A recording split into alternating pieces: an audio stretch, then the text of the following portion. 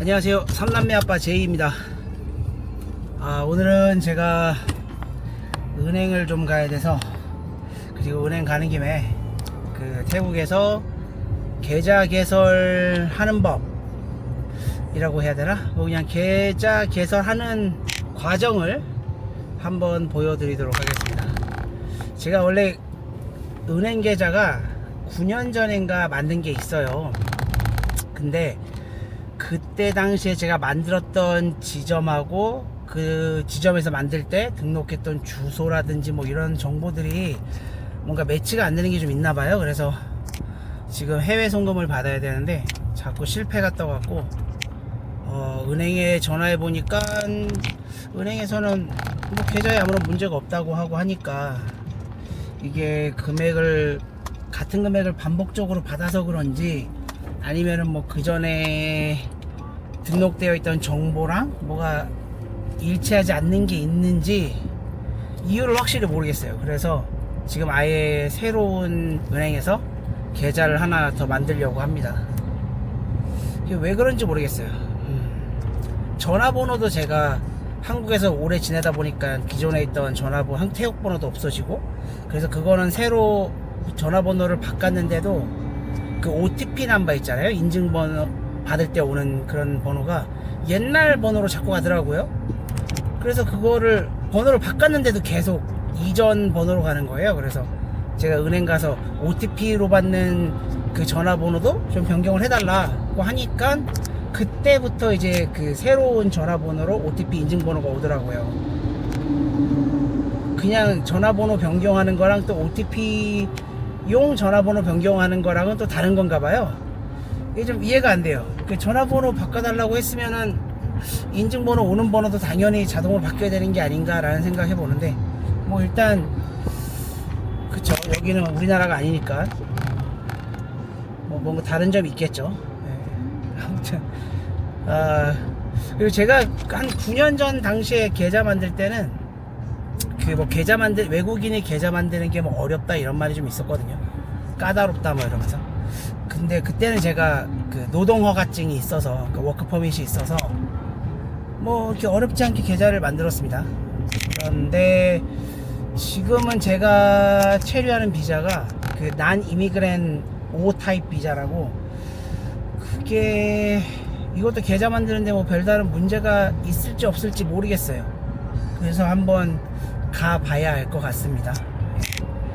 그래서 너무 오랜만이라 일단 가봐서 한번 계좌를 한번 만들어 보시죠. 그 과정도 한번 보시고. 예, 지금 센탄 살라야에 와 있습니다. 저희가 사는 동네가 방콕 그 서쪽 외곽에 있는 살라야라는 지역인데, 그 살라야 지역의 그 센탄에 와 있고요. 지금 은행이 11시에 문을 연다고 해서 시간이 일단 커피 한잔 하고 은행으로 올라가야겠습니다.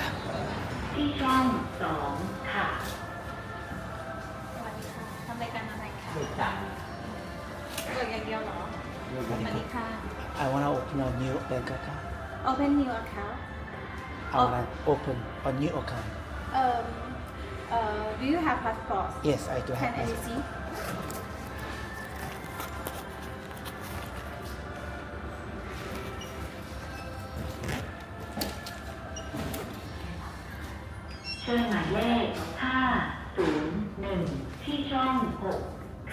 Six.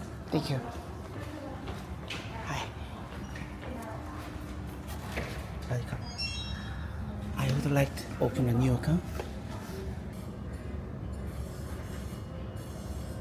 보통은 영어로 응대해 주신 분이 계시는데 지금 번역기 이용해서 하고 있습니다.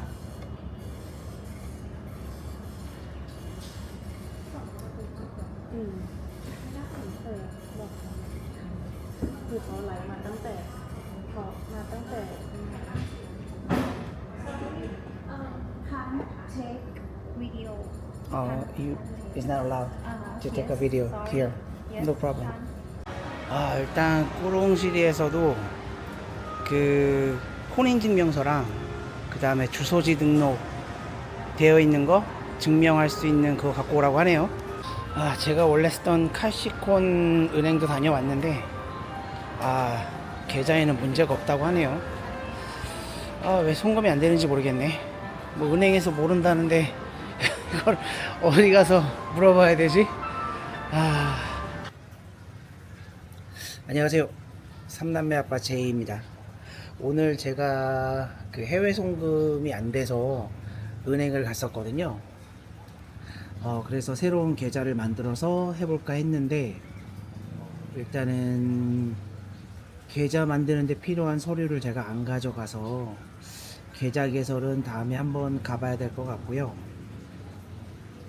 먼저 태국에서 은행 계좌를 만들기 위한 조건이 좀 있는데, 첫째가 노동허가증, 워크 퍼밋이 있어야지 가능하다는 거. 그리고 두 번째가 학생비자로 체류 시에도 생활비 목록으로 돈을 받아야 하기 때문에 그때도 은행 계좌 개설이 가능하고요.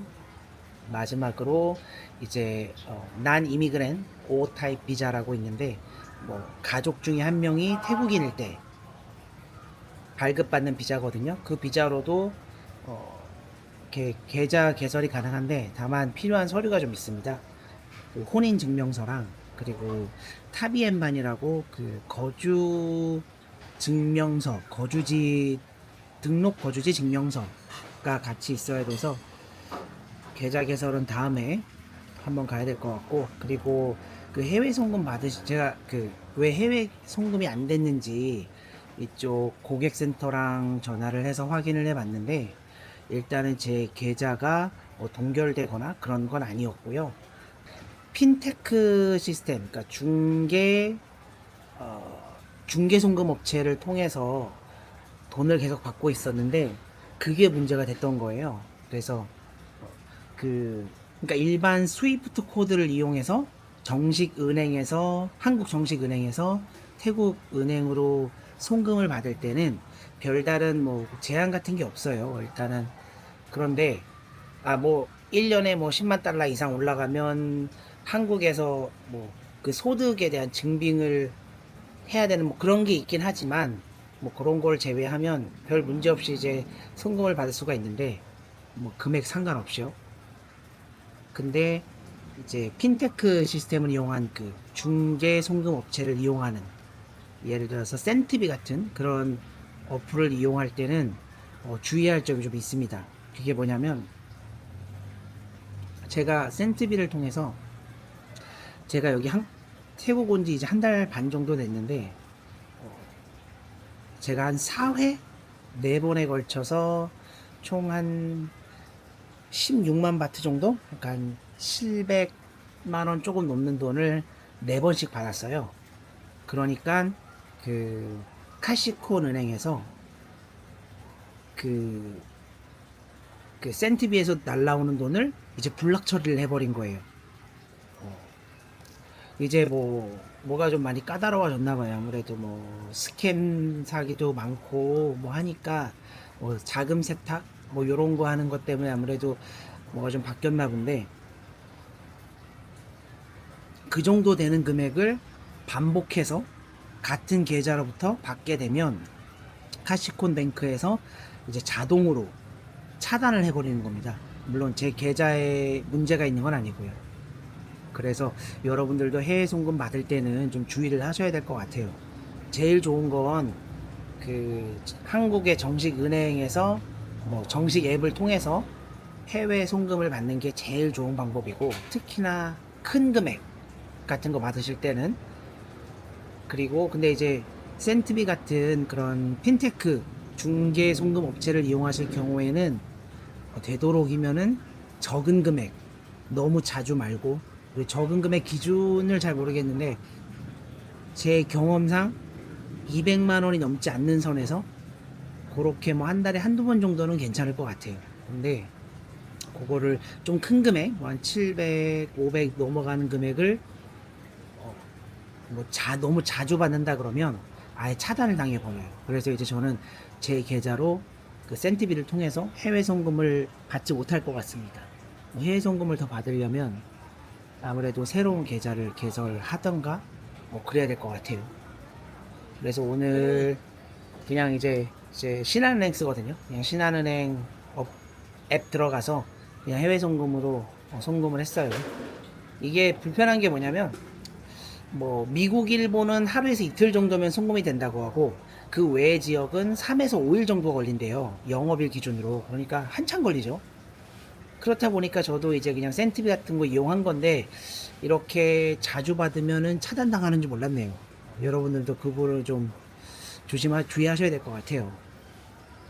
대신 센티비 같은 거는 하루면 오거든요. 익스프레스 모드 사용하면 뭐 계급에 따라 다르긴 한데 수수료 5,000원, 그 다음에 이제 좀 돈을 보냈다 그러면 2,500원, 그 다음에 뭐 골드 등급까지 가면 거의 무료예요. 무료로 보내주거든요. 그것도 하루 만에.